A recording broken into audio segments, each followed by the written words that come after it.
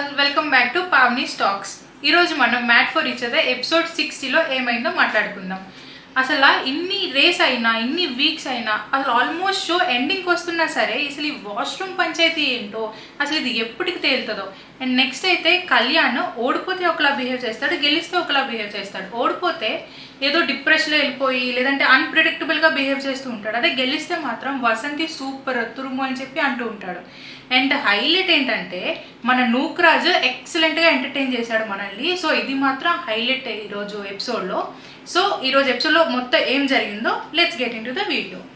ఇప్పుడు మనం వీడియోలోకి వెళ్తే స్టార్టింగే శాండ్రా అండ్ మహేష్ మాట్లాడుకుంటున్నారు. శాండ్రా మహేష్తో చెప్తున్నారు, నటరాజ్ మాస్టర్ కావాలనే క్లోజ్ రూమ్స్ వాష్రూమ్స్ యూజ్ చేస్తున్నారు, నేను వద్దని చెప్పాను చాలాసార్లు, అయినా సరే ఆయన క్లోజ్ రూమ్స్ వాష్రూమ్సే యూజ్ చేస్తున్నారు అని చెప్తూ ఉంది.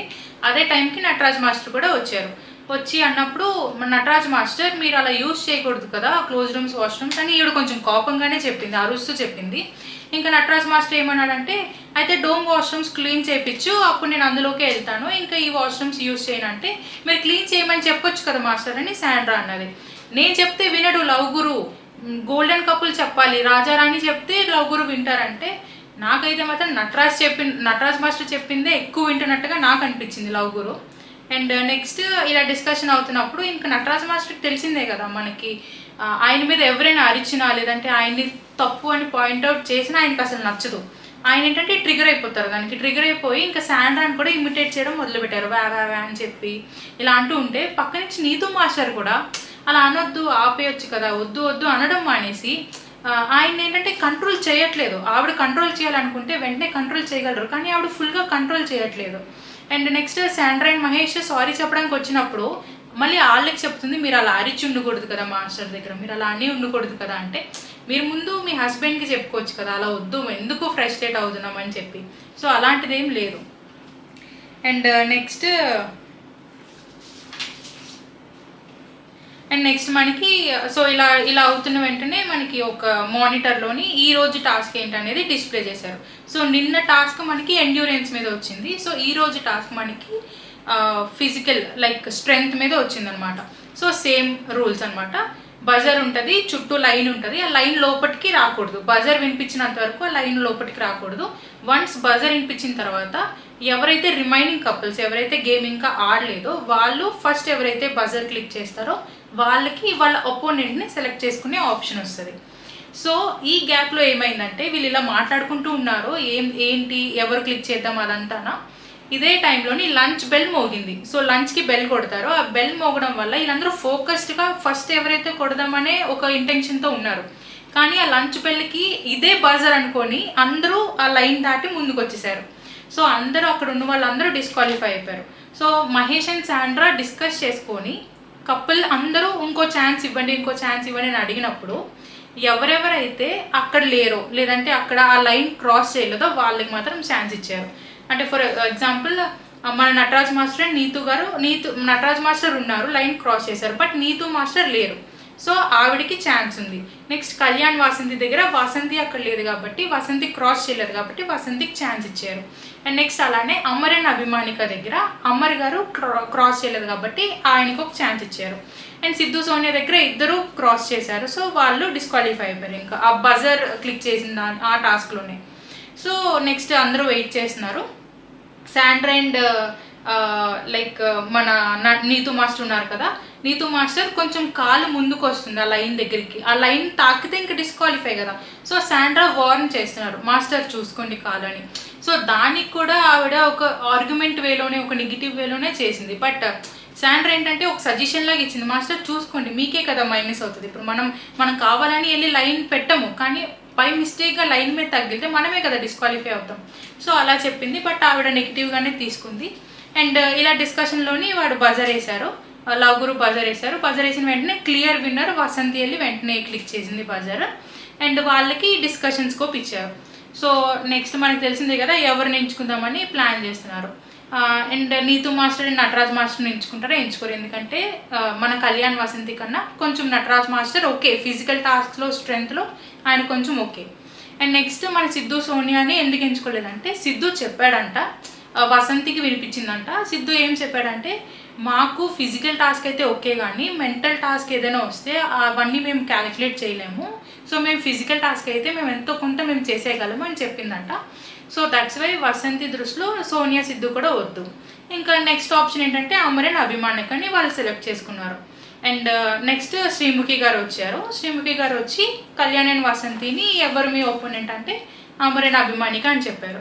సో మనకు తెలిసిందే కదా, కళ్యాణ్ అండ్ వసంతి ఎప్పుడు వాళ్ళకున్న వీక్నే సెలెక్ట్ చేసుకుంటారు. అయితే అది స్ట్రాటజీనే, కానీ ఆయన ఎప్పుడు ఓపెన్గా స్ట్రాటజీ, ఇది నా స్ట్రాటజీ, వీక్, అవును ఇది నాకన్నా వీక్, ఇది నా స్ట్రాటజీ అని ఎప్పుడు ఆయన చెప్పలేదు. ఆ చెప్పే దమ్ము ఎప్పుడు ఆయన చేయలేదు.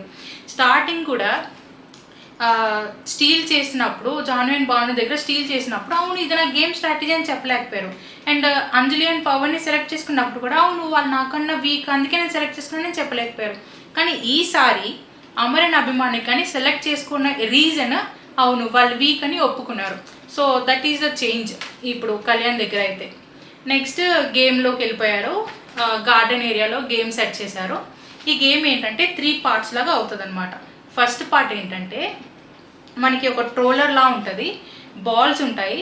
సో వైఫ్స్ అందరూ బాల్ చేతితో పట్టుకొని ఆ ట్రోల్ని పుష్ చేసుకుంటూ ముందుకెళ్ళి అక్కడ ఒక టేబుల్ ఉంది, ఆ టేబుల్ మీద ఈ బాల్ పెట్టాలి. సో రిటర్న్ వచ్చేటప్పుడు వైఫ్స్ ఆ ట్రోల్స్ మీద కూర్చుంటారు. ఆ ట్రోలర్ మీద వైఫ్ కూర్చున్నప్పుడు వెనకాతల నుంచి హస్బెండ్ అని పుష్ చేసుకుంటూ మళ్ళీ స్టార్ట్ పాయింట్కి తీసుకెళ్ళాలి. స్టార్ట్ పాయింట్ నుంచి మళ్ళీ సేమ్ బాల్ పట్టుకొని మళ్ళీ పుష్ చేసుకుంటూ రావాలి, టేబుల్ మీద బాల్ ప్లేస్ చేయాలి, మళ్ళీ హస్బెండ్ స్టార్ట్ పాయింట్కి తీసుకెళ్ళాలి. సో అక్కడ ఒక 7 to 6 బాల్స్ పెట్టారు. ఆ బాల్స్ అన్ని టేబుల్ మీద కలెక్ట్ చేశాక అప్పుడు వైఫ్స్ ముందుకు వస్తారు. ముందుకు వచ్చి అక్కడ ఒక ల్యాడర్ అండ్ ఒక వుడెన్ బ్రిడ్జ్ పెట్టారు. ఆ వుడెన్ బ్రిడ్జ్ ఏంటంటే ఫస్ట్ డీకన్స్ట్రక్షన్లో ఉంది. సో వీళ్ళు దాన్ని లిఫ్ట్ చేసి లెవెల్ చేయాలన్నమాట వుడెన్ బ్రిడ్జ్ని. ఆ వుడెన్ బ్రిడ్జ్ని లెవెల్ చేస్తే ఆ వుడెన్ బ్రిడ్జ్ స్టార్టింగ్లోని మనకి ఒక క్యాటపుల్లర్ని పెట్టారు. ఆ క్యాటపుల్లర్ ఎందుకంటే ఈ బాల్స్ని ఆ క్యాటపుల్లర్లో పెట్టి పుల్ చేసి వీళ్ళ ఉన్న ఫ్రంట్లోని 2 పిల్లర్స్ ఉన్నాయి. ఆ పిల్లర్స్ మీద వీళ్ళ అపోనెంట్ ఫొటోస్ పెట్టారనమాట. సో వీళ్ళ ప్రొఫైల్ పిక్స్ పెట్టారు, 2 pillars and 2 profile pics. So ఈ బాల్తో క్యాటపుల్లర్తో పుష్ చేసి దాన్ని వాళ్ళ ఉన్న ఇమేజెస్ని వాళ్ళు పడగొట్టాలి.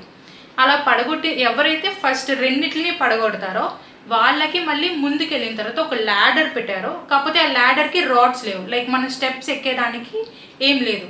సో ఆ స్టెప్స్ మనం ఎక్కాలంటే ఆ 2 ఫొటోస్ని మనం పడగొట్టి ఒక్క ఫోటో పడగొడితే ఫస్ట్ ఒక set of ladder rods release అవుతాయి. సో ఆ ల్యాడర్లోకి రాడ్స్ ఫిక్స్ చేసుకోవాలి.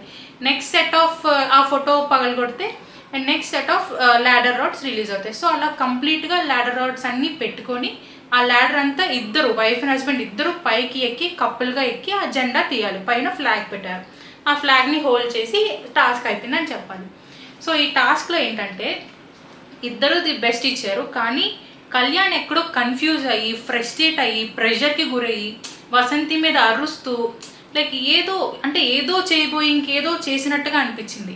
కానీ ఇటు సైడ్ అమర్ అండ్ అభిమానిక వాళ్ళు చాలా కూల్గా, అప్పటికి అభిమానిక గారు కొంచెం అమర్ని పుల్ అని చెప్పి అరుస్తున్నా అమర్ కూల్ నాన్న అంటే వద్దు అరొద్దు నేను ఐ విల్ ప్లే అని చెప్పి ఆవిడ్ని కామ్ డౌన్ చేసి ఆడారు. అయితే అది అలా క్యాటర్పిల్లర్తో పుల్ చేసి ఆ ఫోటోని పడగొట్టాలంటే అది కొంచెం లక్ బేస్ గేమే. అయితే వీళ్ళకి అది వాళ్ళ లక్ వర్కౌట్ అయింది.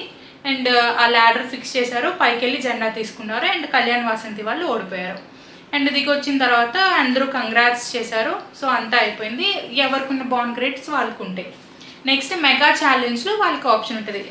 నిన్న ఓడిపోయిన నూకరాజన్ ఆసియాకి ఈరోజు మళ్ళీ ఓడిపోయిన మన కళ్యాణ్ వాసంతికి ఇంకా రేపు ఎవరైతే ఓడిపోతారో వాళ్ళకి కూడా మెగా ఛాలెంజ్ అని పెడతారు. అందులో ఎవరైతే మళ్ళీ గెలడానికి ఆప్షన్ ఉంటుంది వాళ్ళకి దాంట్లో ఓడిపోయిన వాళ్ళకి లూజ్ అవుతారనమాట. సో ఇప్పుడు ఏంటంటే మొత్తం గేమ్ అంతా అయిపోయింది. కపుల్స్ అందరూ బ్యాక్ టు మ్యాన్షన్ అయిపోయారు.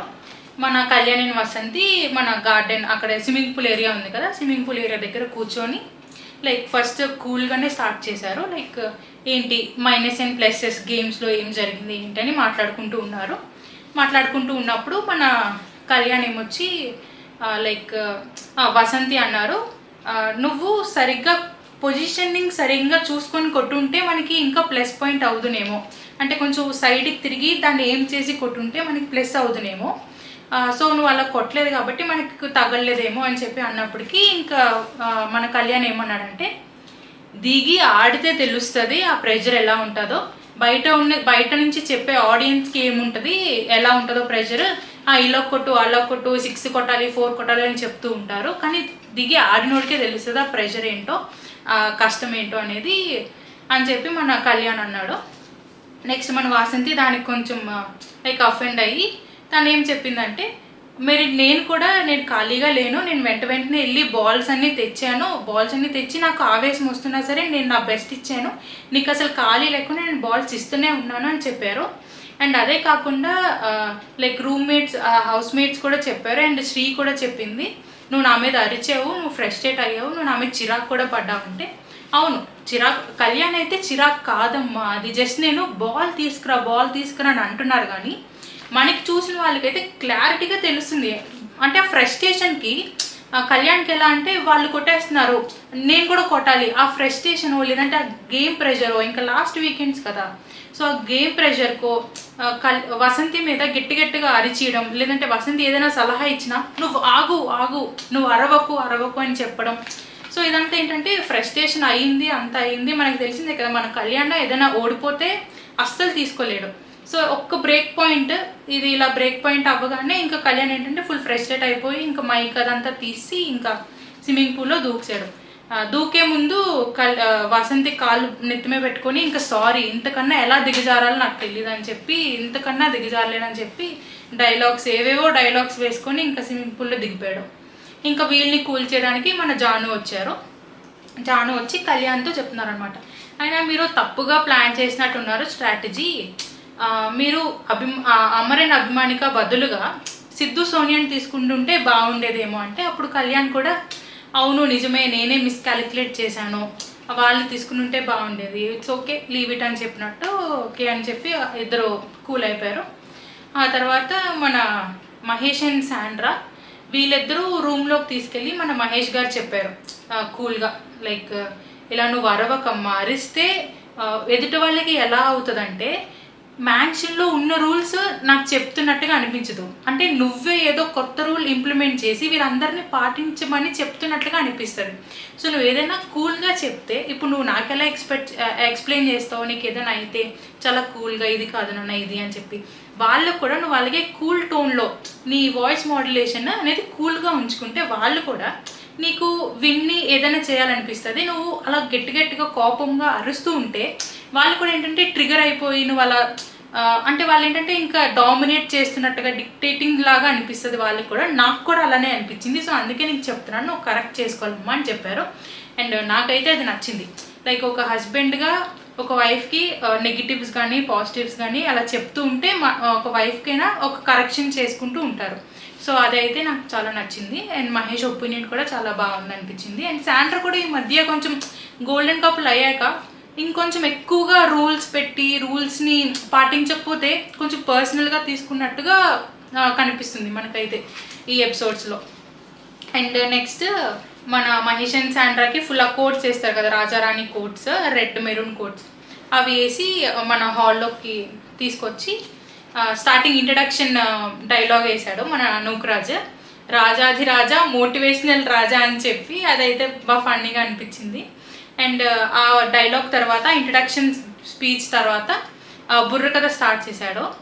అప్పుడు ఎప్పుడో బిగ్ బాస్ 1లో హరితేజ గారు బుర్రకథ చెప్తే బాగా ఎంటర్టైనింగ్ అనిపించింది. మళ్ళీ ఇప్పుడు నూకరాజు మళ్ళీ బుర్రకథ చెప్తే బాగా ఎంటర్టైనింగ్ అనిపించింది.